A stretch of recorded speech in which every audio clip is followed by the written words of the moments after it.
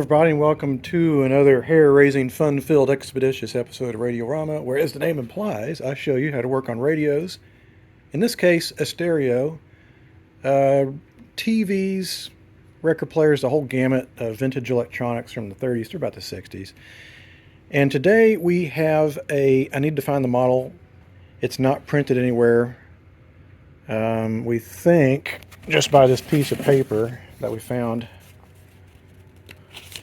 inside, it's a Packard Bell 25 CD1 scan, which means model 25 GDI in a Scandinavian walnut finish. This looks pretty walnutty to me. It's a little faded. Came from a donor named Tony. Tony, if you're watching, we really appreciate it. We need to get this guy refurbished, and condition as far as working is unknown. I'm going to bring it up on my Variac here slowly. Start at about 50%, and it is on. We have a pilot light, with basically the illuminator light for the unit. We have the whoa. Okay, that indicates bad filter capacitors. I'm not going to attempt to keep this powered on at all. I don't want to cause any damage to the output transistors. That was only on at less than 50%. Let's see if it's consistent even at, yeah. Okay, so even at 10 to 20% it's doing that. That indicates something major has happened. But we have audio. Is it out of both channels? Let's see. I know I should just turn it up a tiny bit. Okay, it's that side. Both sides. That hopefully means the output transistors are fine. We got some issues going on with the electrolytic capacitors, probably in the power and amplifier chassis. Now, the owner said he thought they bought it in the late 60s, and if that were the case, and the fact that I heard immediate sound means it's probably pure solid state. The earlier versions of this model, which I believe they started making in 63, 64, it had a tube-based tuner unit and a solid state-based amplifier. There was a weird era where stuff was kind of hybrid. The other reason I think it might possibly be all transistorized is because we have a solid wood back with not much of any ventilation. If it was tubes, you would probably have more of a pegboard type of situation, and we don't here. That piece in the bottom, that's probably the amplifier unit. Probably runs on a quad of push-pull output transistors, and it's probably going to have a bunch of capacitors with values that I do not have, because they're probably going to be like 50 volts and 500,000, 3,000 microfarad caps. I'm a tube guy. Microfarads are usually lower, voltages are higher, but we'll just have to see. There's a lot of screws holding it on, so I'm going to get my screw gun and something to contain the screws so I don't lose them. Let's see what's going on inside. I'm trying to get the whole thing in the picture here. It's such a long cabinet it barely fit in the back of my truck, which has a 6.5 foot long bed. So it's way longer than I am tall. I'm not a very tall person, so that's not really impressive. But anyway, this is the amplifier unit. There's the heat sinks. There's the output transistors. So it is indeed push-pull per channel. And in this era, the speakers were directly driven off of the transistors. The tuner unit is 100% solid state, so indeed I believe this is a way newer unit. And here's the model information, actually. Distributor's record. Model number RPC60 SCA, so indeed Scandinavian finish. Does not have any dates or data. I can look this up later. But it's made by Packard Bell. They were a Southern California based company located in Los Angeles. So being out here in California, we see a lot of these units. I don't think they were necessarily sold in other parts of the country as widely. This is probably our problem. We have these two guys, the orange guy and the guy to the left. Those are two electrolytic capacitors. And as stated, they are unusual to tube guys type values. We have a 1500 and a 500 microfarad cap rated at 50 volts. And the other thing that's really important to note, and it says here, sometimes they don't always say it, the positive common, which is basically what you would typically associate with the negative, which would be either the floating negative on a phenolic spacer like this, or the chassis, that's actually positive. I know it seems weird. If you work on tube stuff, you're always used to having the chassis ground or the floating ground be true negative. That is not the case here. Each side has 3 speakers. We have a plastic horn tweeter, some sort of mid-range tweeter, and a 12-inch speaker. It's not anything dramatically crazy to write home about. I'm sure, once you get a big cabinet like this and a big enough speaker, any large speaker that can sound halfway decent, it probably does rock out the space. But bottom line, I'm going to start with the amp chassis. I'm going to take the chassis out and dig through my parts because I have done a few solid state units recently, so it could be that I might have the right values. Another thing that's fascinating too is that this has this slot here,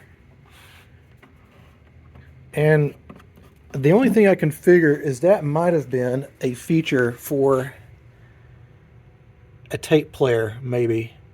That looks like about the right size for a 8-track player. It could have been an option. I don't know. I'll do some more looking. But back then you had a lot of options. This is new enough to where it probably has true multiplex. In fact, it says right there, MPX monitor. That's basically your stereo beacon. And likewise, I've seen these before. It shows when your channels are both balanced with these little lights here. And it's a push button relay to turn it on. So, and it's got this crazy, I need to tighten up this spring, by the way. It's got this crazy dial. You use this little ship steering wheel type thing. I believe some of the earlier ones said computer designed or something like that. This one doesn't say that. Anyway, it's not working. I luckily now have a transistor tester. I can see if they're okay. But I'm going to pull that chassis and see what else I might need to replace, and I might be having to go to the museum and grab some parts. Alright, so I've pulled the chassis and just dusted it off. Appears like the unit was taken very good care of. There's no corrosion, no signs of it being anywhere damp. That's good. I flipped it over and I did start testing some components, and whoa! Both these electrolytics are bad. Got a bunch of bad ones over here. In fact, we got one. I don't know how this happened. It's physically deformed, like it's flattened on one side. So all those need to be replaced. And there are 1, 2, 3, 4 electrolytics, and let's see, 1500 and 500. And then the triangle is the common positive. That's fascinating. So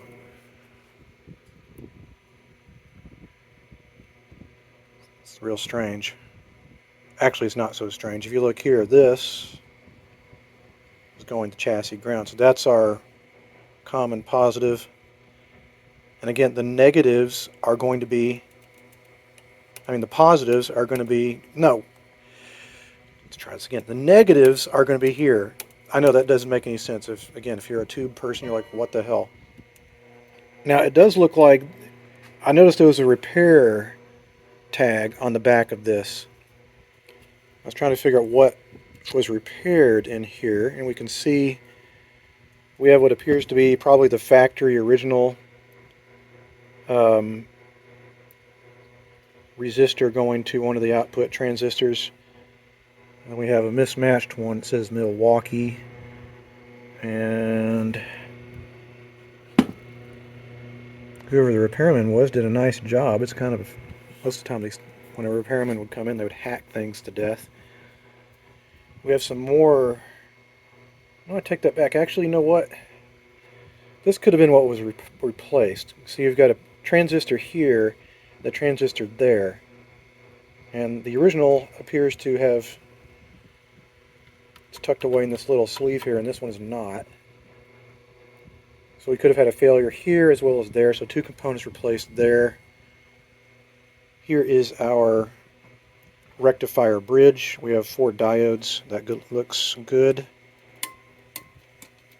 There's our safety relay that's supposed to pop if there's something egregiously wrong. I looked through all my stuff. I did not have the right voltage for these, even though I'm curious what this voltage actually operates. It says 50 volts. It could be 25 volts. Without looking at the schematic, I won't know. But it's kind of important to stay with what the original manufacturer suggests. They did manufacture these to a penny pinching cost point, so probably 50 volts was the minimum they could get away with. So I will oblige by that voltage. Okay, I'm back from the museum with a vast cornucopia of electrolytic capacitors. So now I will proceed to replace these two guys. In fact, you know, I was a dumbass. I didn't even check what the value of this guy was. So I hope I have the right value here.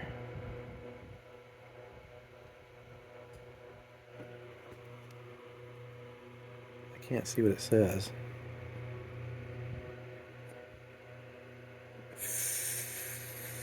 1500 microfarad. What is the voltage? I'll have to find that out when I have to peel it back a little bit. Okay, so I've recapped this unit, and there was this cap right here. I don't know what happened to it.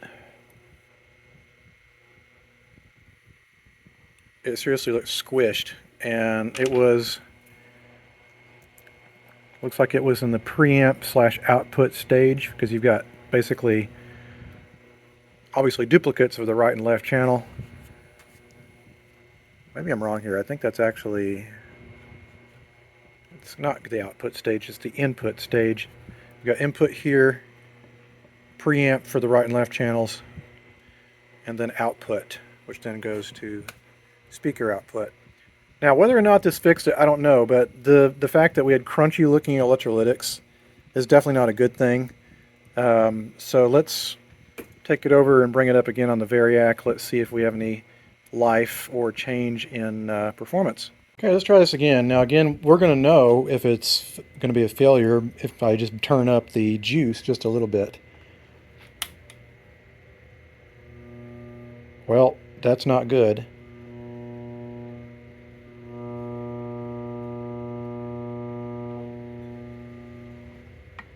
Still have a major issue here. Now, I'm going to check one other thing, and then I think it's going to be time to take out the tuner unit and see what's going on with this. It's probably got some electrolytics that are fried and or having an issue as well.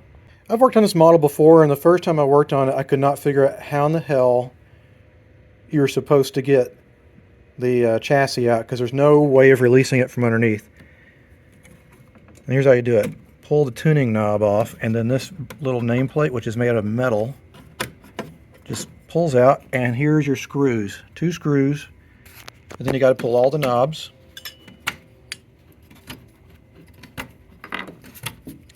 And then you take these out, and this whole piece comes off, and then I believe these have a tether that you basically unsnap, and then it should all reveal a whole bunch of screws up and down both sides that allow you to pull the tuning chassis up and out from the top of the cabinet. Alright, so I've pulled tuner chassis out. This is more significant than the one I worked on before. It's interesting that it's built in little modules. I'm going to take the bottom off and see what's going on underneath. I can already see a bunch of it looks like old electrolytic caps underneath there. That's probably not a good sign, so I'm going to pull those guys. Alright, well, there are a lot of electrolytics that are in here, and a few of them have physical signs of crap leaking out of them. Might as well replace them. I don't trust them. We've got a few other electrolytics associated here. And what are these going to?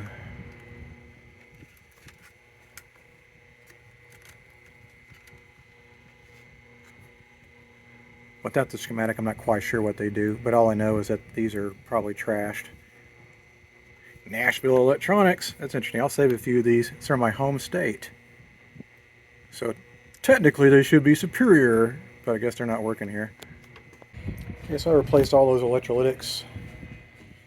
A few of these capacitors, when I pulled them out, were physically cracked, both on the sides, bodies, and the ends. So that's not a good sign. Granted, there's still electrolytics that are in here. They're very low voltage, like a couple volts. Look at that. We got tropical fish capacitors. There's all kinds of weird capacitors in here from all over the place. Just a hodgepodge of parts. Again, Packard Bell wasn't huge compared to the big boys like Zenith and RCA. Still, this is kind of an impressive design. Let's try it again. Let's see if we get any more life out of it. Well, I made a very stupid mistake. And again, like I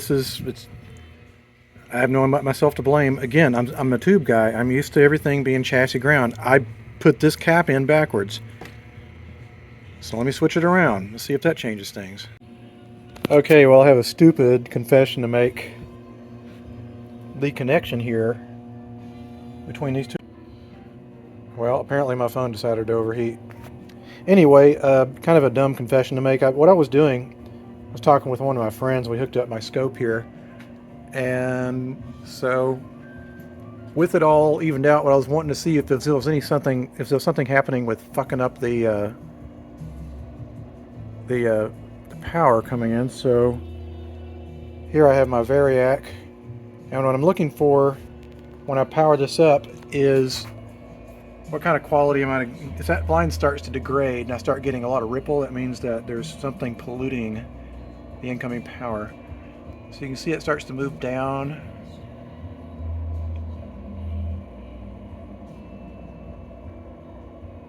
It's nice and smooth. That's what we want. That means clean power. I've got a speaker connected, and I'm just getting a tiny amount of hum. Now I'm not sure if that means it's going to... What the fuck was that? Something just blew up majorly.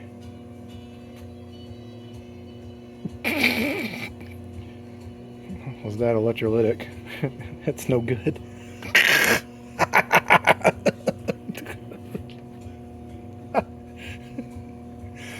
No, I shouldn't find that funny, but whatever, it blew up. I'm guessing that must have been in backwards. Let me unplug this. I assumed both of these were chassis positive. Oh God. That's odd as hell. Nope. See, there was no markings on the can, so that must mean that one actually was installed ass backwards. Luckily I have an extra one, so I'll put that one in. So you guys get to see the hilarity of watching me flounder around, because I'm not an engineer. So let me replace that one. Let's try this again. That was really embarrassing. I guess that must be the stress crack or something. Just an idiot sometimes. Alright. Let's see what we get here. Oh, look at that. It's moving much smoother.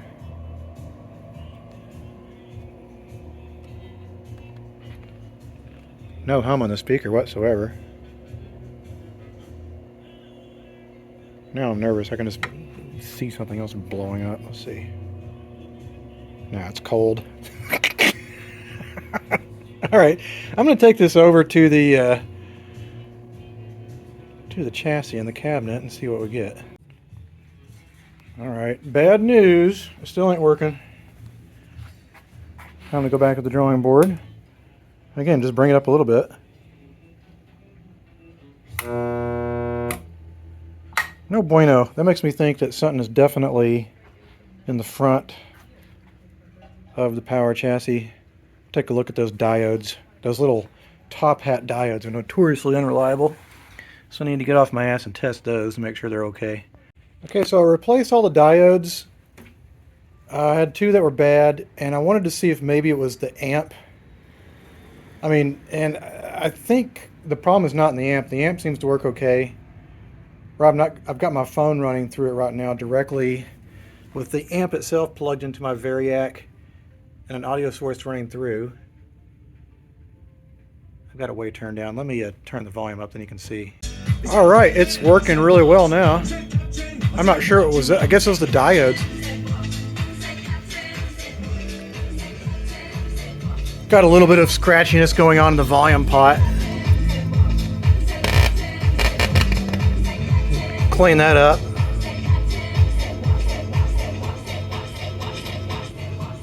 Balance is working good.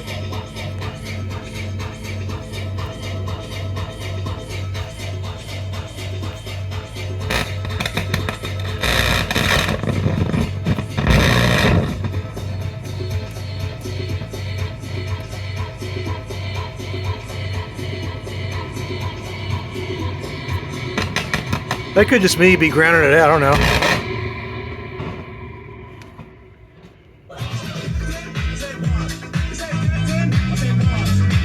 Alright, well, it's been running for about an hour and nothing has really happened. It just seems to be pretty stable. Do need to clean the controls, but I think I'm done maybe with the electronics from now. This cabinet needs some work. The finish is really dried out. It should be probably about a shade darker than this. So what I'm going to start off is my old favorite, Old English furniture restoration stuff. You can get it at the grocery store, the hardware store, whatever. If you don't live in the US, I'm not sure, but there's probably a similar product. And what we're going to do is douse the finish with this stuff. Doesn't take much. You just want to put like a little few drops here and there. I use quite a bit of it, actually. Anytime I go to an estate sale and they have any of this in the basement or the garage or whatever, I buy it. It's not expensive. I think it's maybe $5 or $6 a bottle. I can't remember. And then what we're going to do is rub it in with some paper towels, and you'll see what a transformation this makes in the finish. It just basically covers in all the discolorations and the scratches and the wear and the tear. And when something gets to be like 50, 60 years old, it's not going to be perfect. It's fine. It's going to have some flaws, but we can bring it back to look mostly halfway decent. A little bit of a gash here.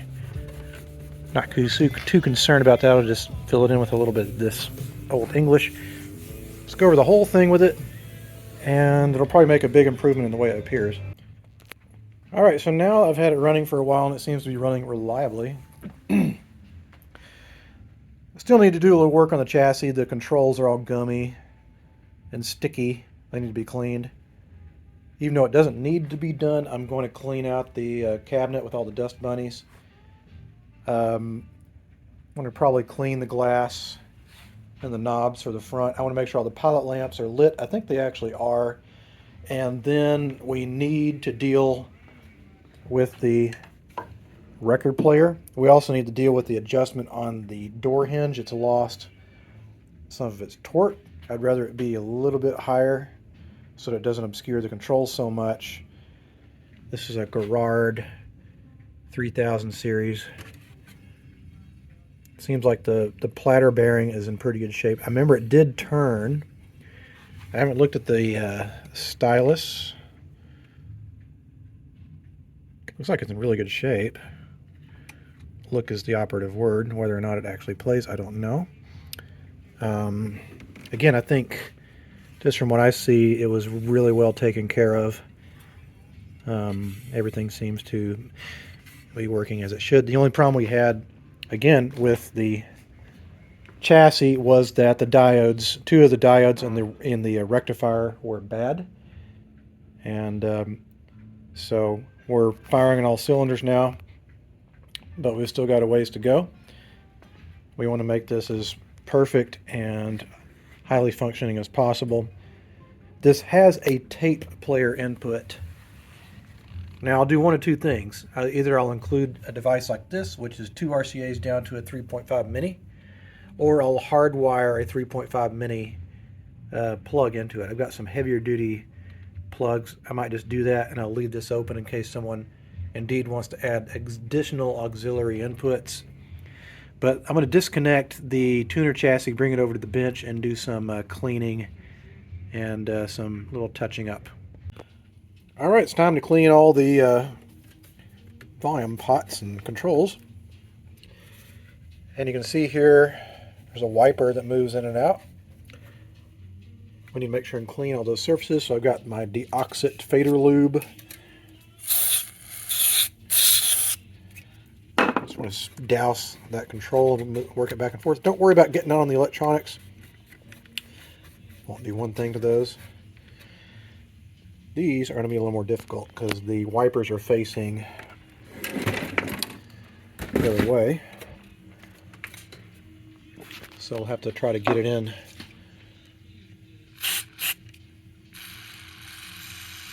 Well, I'm not sure if I can film this. Another way I'll do it is I'll lean it over this way and get to it basically by spraying it so that the liquid drips down. I can't film it, but you get the idea. Likewise, you want to get all your wafer switches for the functions. And just want to work it in.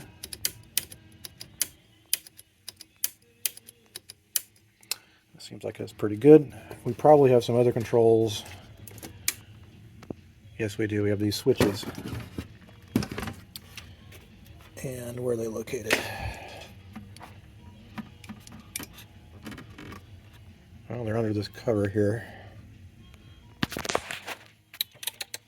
What can I do about that? Oh, I see. I can get to it from underneath here, so I'm going to put it on its side and spray those. It's a very awkward chassis. Go.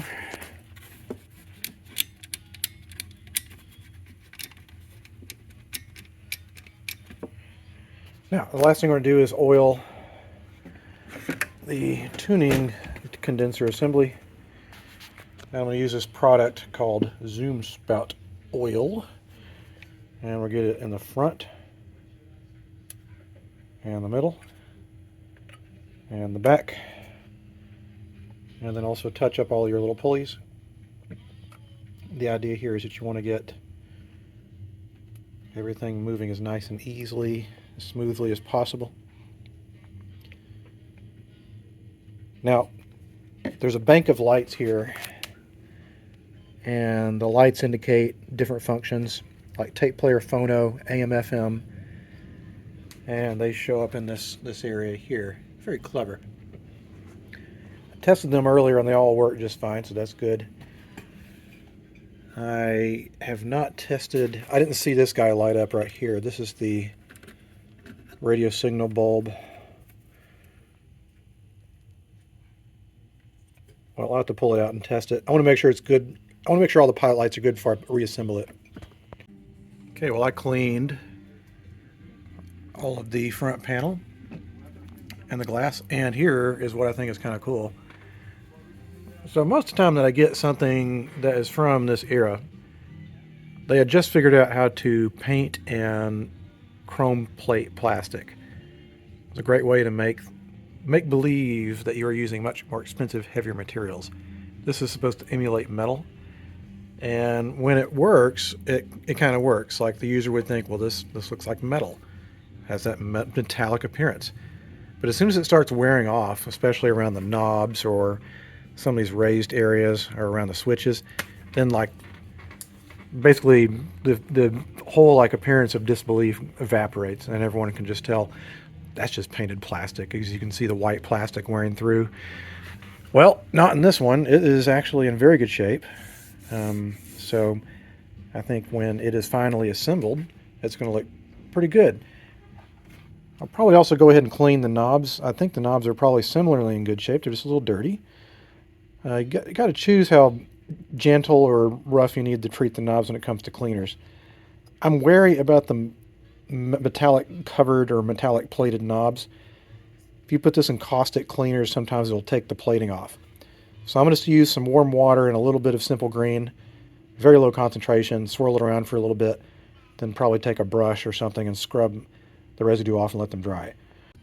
Okay, so the knobs are soaking away. Let them sit in that solution for a little while. Meanwhile, what I did is I drilled a hole through the side of the chassis here. This faces out towards the user. And what we're going to do is we're going to splice this. And the right and left channels will go to either or right and left channels of the incoming tape, or the tape selection. The other one will go to chassis ground. as in ground, of the 3.5 millimeter stereo cable. And then I will put the back on. I'm going to reinstall this into the cabinet, because why not? And then I'm going to assess the knobs, and then we'll give it a test fire. I may or may not take the record player in tomorrow to the museum. One of our members is much better at doing record players than I am, Kyle. And so I might take it in case he shows up. If not, I'll have a try at it. If I fail, I will give it to him. He's actually teaching me a lot of how to fix these, and I'm getting a lot better at it, so thank you, Kyle, if you're watching. Okay, so things are going well. We got the contacts cleaned, we got the pots cleaned. We're going to run our audio input, put the bottom back on, slide it back into the case, reconnect the amplifier, all those goodies, and again, do a test fire, see how it works.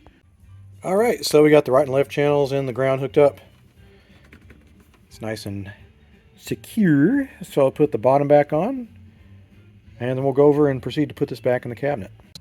Okay, so I've got the chassis reinstalled, all the wires hooked up, the amp bolted down. I'm not sure how much longer I'm going to go tonight. I was going to work on the record player, but it is 8 o'clock. I know it sounds lame, but I'm tired. So I might go in and watch some TV and then go to bed. So let's go to the radio museum tomorrow and do all kinds of other electronics projects. So I needed to save my energy for that. Meanwhile, the oil / Old English I put on here. Again, I put it on heavy. I want to make sure it soaks in and really evens out that finish. Tomorrow, most of it will be gone. If not, I'll rub off the excess, then we will attack it with a wax polish. Should I or should I not? Yes, I think I'm going to go ahead and take the record player out. If anything, just inspect it, lubricate the basics, clean it up, slap it back in there and see if it works. Here we go. All right, so I pulled the record player out. First thing I do is look at the bottom. So that generally tells the whole story. And first thing I do is kind of check the grease. It's still very greasy, so you get to certain areas and the grease just solidifies. Getting on a little bit later when they start introducing more synthetic lubricants, they hold up better. There's some dust and dirt and crap that I'll clean up. What I'm going to use, I'm just going to touch things up with this Zoom spout oil. It has many uses, actually. I've been using it on all my household fans lately. So I'm just going to go around and oil anything that looks like it might move. Don't need to use much. It'll soak in. Don't go crazy. And we just want to make sure everything's going to move neatly. Again, anything that might be rotating, because there's a friction wheel, a rubber friction wheel up top that runs off of this motor. And so if everything's not moving easily and loosely, it just makes this job a lot harder. Sometimes it'll cause it to jam up or go slowly. So take your time. Just going to oil this up, and then we're going to go up top and loosen. Actually, while I'm under here, I'm going to first brush the dust bunnies off of this bearing.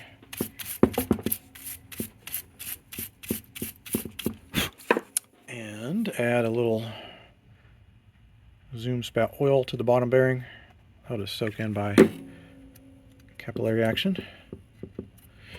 And take a look up top. So what I need to do is take this clip off, take this platter up, and we'll investigate underneath. Okay, next up I need to loosen this main cog here. It seemed like everything else was moving great, and I was feeling real cocky and cleaned it up. Like, look how perfect it is, and that's stuck. So this is a method that you can use for loosening stuff. Just keep it on low. Again, we're just not going to get it that... We're not going to spread this around. We don't want to damage any of the paint or anything like that. Oh, it's already moving. I could see it move as soon as I started heating up a little bit. Yep, look at that. I couldn't even move that before. And now I can pull it off, because what I want to do is, there's a little bearing that's underneath there, it needs to be lubricated. Ow, that's hot. I guess heating it with a blowtorch is what happens.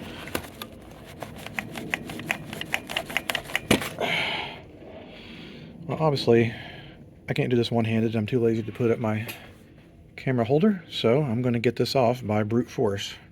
Okay, with a little bit more wiggling, that came off. So here it is. And what this is essentially the physical memory of the record player and its actions. You've got this eccentric space here that's underneath this piece of cast aluminum.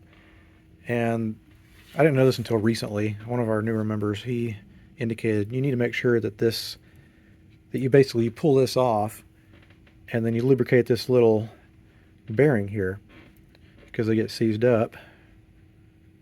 And so you just put a little oil there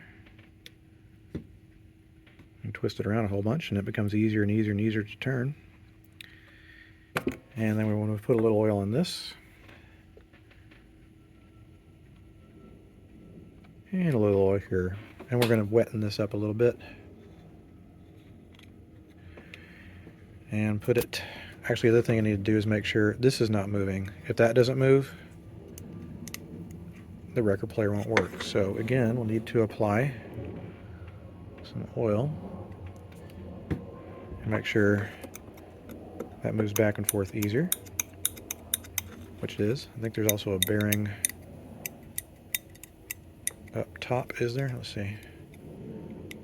Yep, there is. That's still not working. I might have to use a little heat on this to work that in. But basically, these two pieces need to be able to move with the greatest of ease, and I'm going to have to do some more work on it. So, but anyway, probably more heat, a little of oil, and get this worked in. Okay, so everything's been cleaned up, lubricated. Had a little bit of a lesson about how to correctly get these eccentrics working properly. This little thing here has to move perfectly. And in order to make that work, I had to take these C-clips off, heat them up, take it apart, clean it up, put it back together again, re-lubricate it. Everything is pretty much in good shape. I'm going to take it over to the record player, plug it in, make sure we're spinning.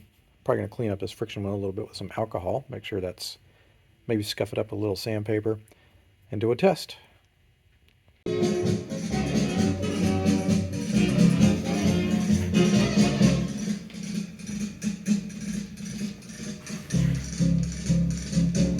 Welcome back. Day 2 working on the stereo system, and after listening to it for quite a while last night, I came to the conclusion there's a little bit too much static over the audio. So I think, as much as I don't want to, I'm going to have to probably replace quite a few of these electrolytic capacitors around these boards. This is a very odd way of building it. It's little individual wafer boards put into modules and then bolted to this metal chassis. Now luckily it looks like most of them I can just get at the bottom of these, so I can desolder and install the new caps. There's a few places where I don't see how to do it without dismantling the entire thing, and so I'm going to replace as many of these as I can. I also think it's not a bad idea. Sometimes your transistors, especially some of the older ones that are plug-in, it's not a bad idea sometimes to wiggle them a little bit, maybe give them a little bit of deoxit. I don't think there's any unpluggable ones on this one except for the output transistor, so I'm probably okay on that regard. But yeah, we got these tiny little electrolytic capacitors all over these boards, and getting to these is just going to be real fun. Some of these it's not a big deal. You can just snip it there and here and just attach it to the old leads coming out. Others like these, not possible. Luckily I think I can get to that one and a lot of these. There's also some electrolytics going off of the tone controls. That's probably a real possibility as well. I want to try to clean up the audio on this because it's sort of acceptable. It would pass as just an old kind of staticky stereo, but that's not what I want. I want it to sound as good as possible. So I'm going to start plucking these out one by one by going underneath with my soldering gun. And you kind of have to observe. Actually, what's nice is that these boards are marked. They have the schematic on it. Good. You can just pull them out with great abandon because you know where everything is. Well, I just came to the conclusion that you can actually unbolt these It looks like, at least for the multiplex unit, that they give you enough cabling so that you can pull this off. Might be the case for the rest of them. I got all the electrolytics on this board replaced. I've got 2 here. There's a few underneath. Doesn't appear to be any there. Might want to clean that, whatever that control is. Maybe it's the hum control. Anyway, just going to keep on chipping away at it. Well, these are the last of the electrolytics I'm going to have a hard time getting at. And I had to look at this for a while to figure out there's no way this board is just floating in the air like that on its own. And I could not figure out what was holding it up. And finally I realized, oh yeah, well, they've soldered all of these pots essentially to this board, and that's the pots themselves are supporting that little board. And what I'm gonna have to do is, I'm trying to think, does this have nuts on top, or is this it right here? Maybe there's 2 bolts that hold this whole assembly in and I can pull it out. That makes sense. Probably the nuts are in there. Maybe it's not so bad. And I'm looking here, and all the wiring is attached in the back, so I guess the idea is you can pull it out and flip it over, because the wiring's all on that side. You know, if it was like all over the place, I wouldn't be able to gently lift it up without breaking anything. Well, I learn something new every day, and yeah, it really wasn't that bad. They have made it to where it's actually not that bad to service, really.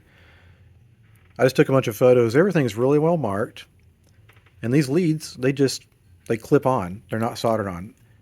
So as long as you're careful and you document what you've removed and where it goes, you can just pull it out and then you can get to both sides real easily. So I'm going to leave the rest of these clipped in and replace the remainder of these electrolytics on top. We have 1, 2, 3, 4, 5, 6, and then there are 2 more coming off of the, what is that? Function switch. Anyway, I have no idea if this is actually going to fix the static, but I figured what was the sound it was giving was definitely the sound of staticky, crappy, leaky electrolytic capacitors. Alright, I was able to get that recapped. Really wasn't that bad. You know, while I'm in here, I can clean the controls a lot easier. As of now, there's no more electrolytics in this except for 2, maybe 3. No, there's 2. These guys, they're coming off of some of the function switches.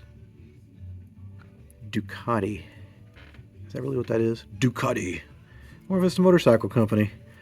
Maybe that's what the noise was. It's like microscopic miniature motorcycles are going through the audio. But I'll replace these 2. They're all old. And so again, I'm going to try to clean the controls a little bit more. And I'll reattach all the, well, basically bolt this in and reattach all the cabling. And then I'll replace these 2 guys.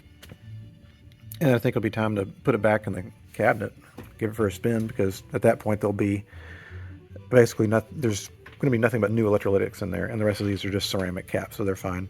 Okay, she's all back together again. Replace the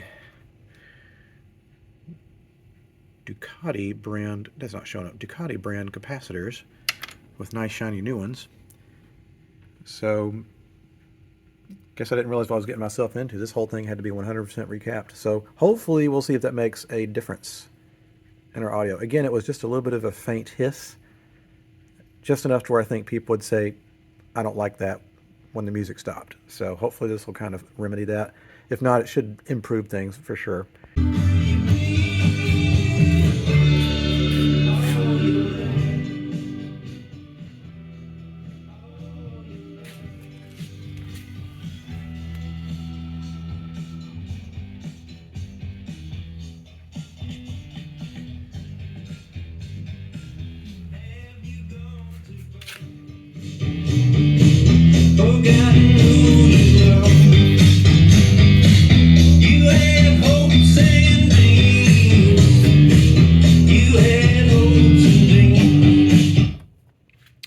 Holy crap. Well, it sounds a lot better.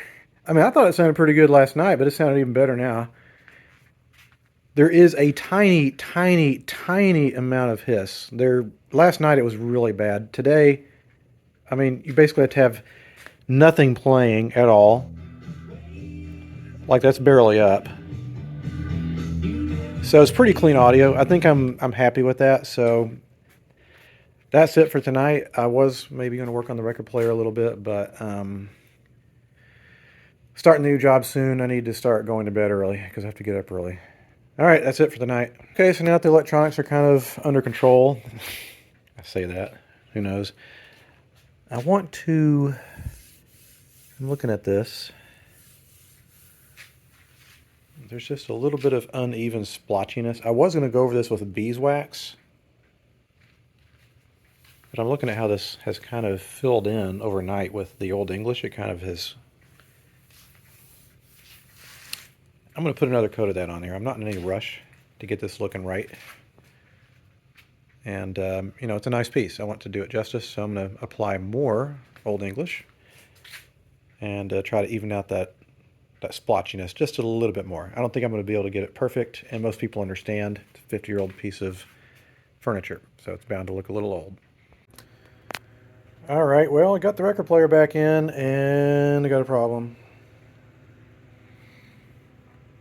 I clearly got contamination on the friction wheel, and now it's slipping.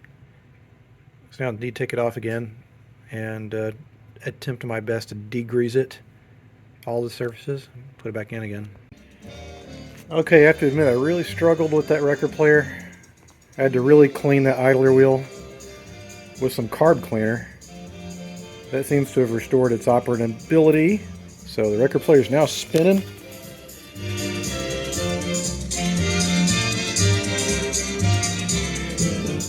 Likewise, we've got Bluetooth running in.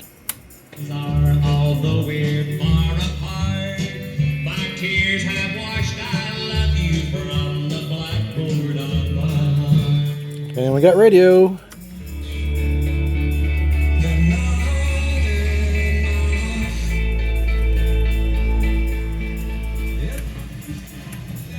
This is such a silly tuner.